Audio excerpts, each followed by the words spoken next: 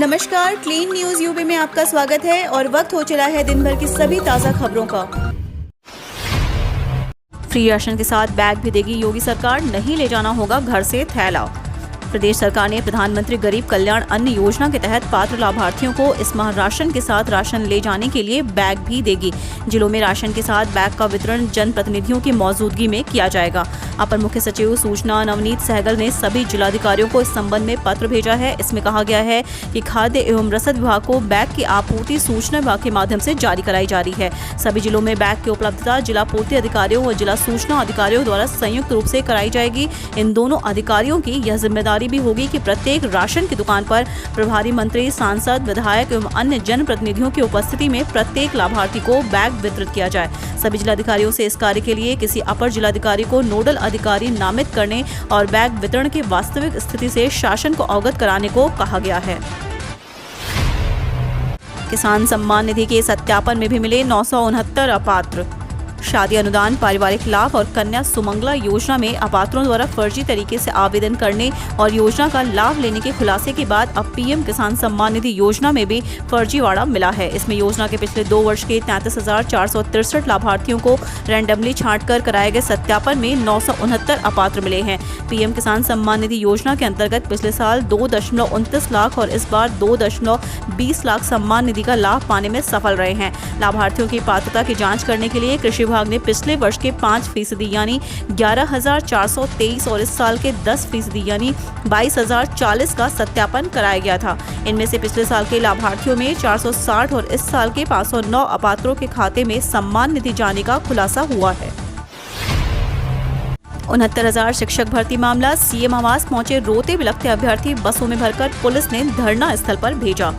69,000 शिक्षक भर्ती मामले में आरक्षण घोटाले का आरोप लगाते हुए मंगलवार सुबह अभ्यर्थी रोते बिलखते लखनऊ स्थित मुख्यमंत्री आवास पहुंच गए। उन्होंने मुख्यमंत्री आवास के सामने योगी जी न्याय दो का नारा लगाना शुरू कर दिया। सीएम आवास पर बड़ी संख्या में मौजूद पुलिस बल ने माहौल बिगड़ता देखा तो बसों में भरकर अभ्यर्थियों को धरना स्थल भेज दिया।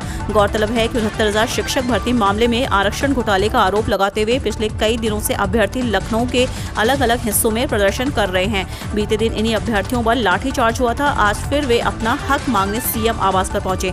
कुछ अभ्यर्थियों ने सड़क पर लेटकर विरोध प्रदर्शन किया। इस बीच वहां मौजूद पुलिस बल ने सक्रियता दिखाते हुए अभ्यर्थियों को बसों में भरकर धरना स्थल पर भिजवा दिया। जनसंख्या नियंत्रण कानून का फाइनल ड्राफ्ट तैयार, जानिए क्या हुआ परिवर्तन। उत्तर प्रदेश राज्य विधि आयोग अगले महीने जनसंख्या नियंत्रण कानून का मसौदा योगी सरकार को सौंपने की तैयारी में है। निर्धारित तिथि 19 जुलाई तक उसे 8,500 से ज्यादा सुझाव मिले हैं। अब इन सुझावों पर मंथन के बाद मसौदे को अंतिम रूप दिया जाएगा।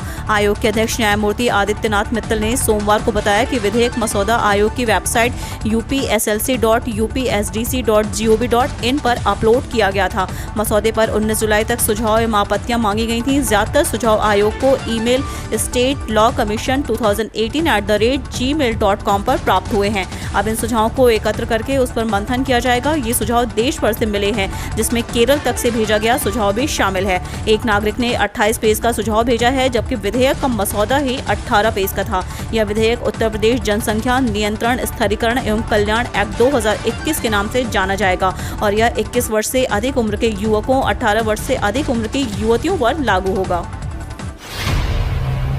सीएम योगी ने मंत्रियों के लिए जारी किया आदेश, जानिए लोगों के लिए क्या होगा खास। उत्तर प्रदेश के मुख्यमंत्री योगी आदित्यनाथ ने अपने मंत्रियों से कहा कि वह अपने विभागों के अधिकारियों के साथ बैठकर बजट की स्थिति की समीक्षा करें, योजनाओं को समय से पूरा करवाएं और बजट के सदुपयोग को सुनिश्चित करवाएं। मुख्यमंत्री ने मौजूदा वित्तीय वर्ष 2021-22 में विभिन्न विभागों के बजट से जारी पैसे उपयोग व आगे की योजना के विभिन्न विभागों के अधिकारियों के साथ समीक्षा की। मुख्यमंत्री ने कहा कि संबंधित अधिकारी विभागीय बजट की साप्ताहिक समीक्षाएं करें। विभागों के मंत्री अपने अपर मुख्य सचिवों के साथ बैठकर विभाग की बजट की स्थिति की समीक्षा करें। केंद्र सरकार से मिलने वाली धनराशि के लिए प्रयास किए जाएं। शासन स्तर पर बजट प्राविधान के सापेक्ष होने वाले कार्यों की प्रगति समीक्षा निरंतर की जाए, जिससे मुख्यमंत्री कार्यालय को भी बताया जाए। ओबीसी और ब्राह्मण को साधने की होगी कोशिश, जानिए क्या होगा फॉर्मूला। योगी सरकार अपने मंत्रिमंडल का विस्तार जल्द ही कर सकती है। बताया जा रहा है कि इसकी तैयारियां तेज हो गई हैं। सरकार और भाजपा संगठन ने मंत्रिमंडल में शामिल करने और मंत्रियों की छंटनी का फॉर्मूला तय कर लिया है। अब केंद्रीय नेतृत्व से हरी झंडे मिलने का इंतजार है। इसके लिए भाजपा प्रदेश अध्यक्ष स्वतंत्र देव सिंह और संगठन महामंत्री सुनील बंसल दिल्ली पहुंच रहे हैं। इसी के साथ केंद्रीय नेतृत्व से विधान परिषद के लिए नामित किए जाने वाले MLC के नामों पर भी मंथन होगा। प्रदेश में जातीय व क्षेत्रीय संतुलन बिठाने के मद्देनजर कई महीनों से मंत्रिमंडल विस्तार की चर्चाएं जोरों पर हैं।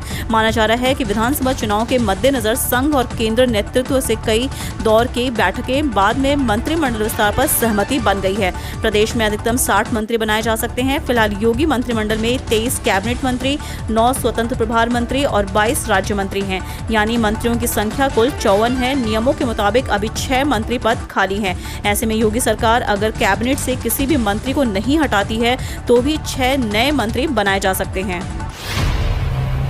निजी कर्मचारियों की बेसिक सैलरी 15,000 से बढ़कर होगी 21,000 रुपए। 1 अक्टूबर से होंगे कई बड़े बदलाव। 1 अक्टूबर से प्राइवेट कंपनियों में काम करने वाले कर्मचारियों का सैलरी स्ट्रक्चर बदल जाएगा। इस बीच खबर ये भी है कि उनकी बेसिक सैलरी में इजाफा किया जा सकता है। दरअसल नए वेज कोड नियमों के मुताबिक कंपनियां कर्मचारी की बेसिक सैलरी टोटल सैलरी या कॉस्ट टू कंपनी का 50% होना चाहिए, इससे कम नहीं हो सकती है। अभी ज्यादातर कंपनियां कर्मचारियों को बेसिक सैलरी कम रखती हैं और भत्तों की संख्या ज्यादा रहती है। लेकिन जैसे ही नया वेज कोड लागू हो जाएगा, मौजूदा सिस्टम बिल्कुल बदल जाएगा। कंपनियों को कर्मचारियों बेसिक सैलरी CTC का 50% या इससे ज्यादा रखना होगा। बाकी 50% में कर्मचारियों को मिल रहे सभी भत्ते आएंगे। आबकारी निरीक्षकों को सीएम योगी 21 जुलाई को सौंपेंगे नियुक्ति पत्र।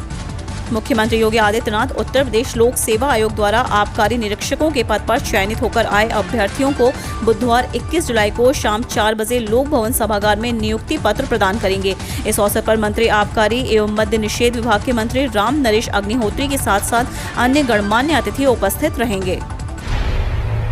ओवैसी बोले, सरकार बताएं सॉफ्टवेयर खरीदा या नहीं। इस मामले पर PM मोदी ने क्या कार्रवाई की। जासूस कांड को लेकर पूरा विपक्ष मोदी सरकार पर हमलावर है। अब ऑल इंडिया मजलिस इत्तेहादुल मुस्लिमीन के प्रमुख असदुद्दीन ओवैसी ने भी सरकार पर गंभीर आरोप लगाए हैं। तमाम मीडिया से खास बातचीत में ओवैसी ने कहा कि सरकार को तुरंत बताना चाहिए कि इस जासूसी कांड में उसने क्या कार्रवाई की है। सरकार ये भी बताए कि जासूसी कराने के लिए उसने जासूसी का सॉफ्टवेयर खरीदा था या नहीं। ओवैसी ने कहा कि अगर सरकार को जासूसी करानी ही थी तो वह चीन सीमा पर जाकर उसकी जासूसी कराती। उन्होंने कहा कि मुझे समझ में नहीं आ रहा है कि सरकार इतनी असुरक्षित क्यों है। सरकार ने गैर कानूनी रूप से जासूसी कराई है, इसके लिए उसे ये बताना होगा कि उसने जासूसी के लिए सॉफ्टवेयर खरीदा है या नहीं, और अगर खरीदा है तो उसका इस्तेमाल किया है या नहीं। जानिए यूपी में कहां होगी भारी बारिश। 22 जुलाई तक अलर्ट जारी। जाते हुए आषाढ़ और आते हुए सावन के बीच उत्तर प्रदेश पर एक बार फिर मानसूनी मेघ मेहरबान हुए हैं।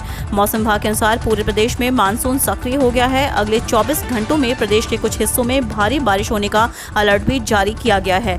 मौसम विभाग के अनुसार 22 जुलाई तक प्रदेश में बदली बारिश का सिलसिला जारी रहेगा। बीते 24 घंटों के दौरान पूर्वी यूपी में कई स्थानों पर और पश्चिमी जिलों में अधिकांश स्थानों पर हल्की से सामान्य बारिश हुई। पश्चिम में कहीं कहीं भारी बारिश होने की भी संभावना है। राजस्थान, लखनऊ और आसपास के इलाके में भी मानसूनी बादल छाए हुए हैं और सुबह से ही रुक रुक कर बारिश हो रही है। हम रोज ऐसी ही न्यूज लाते रहेंगे। यदि आपने अभी तक क्लीन न्यूज यूपी को सब्सक्राइब नहीं किया है तो फटाफट सब्सक्राइब कर ले। साथ ही बेल आइकन को दबा दे ताकि कोई भी अपडेट मिस ना हो।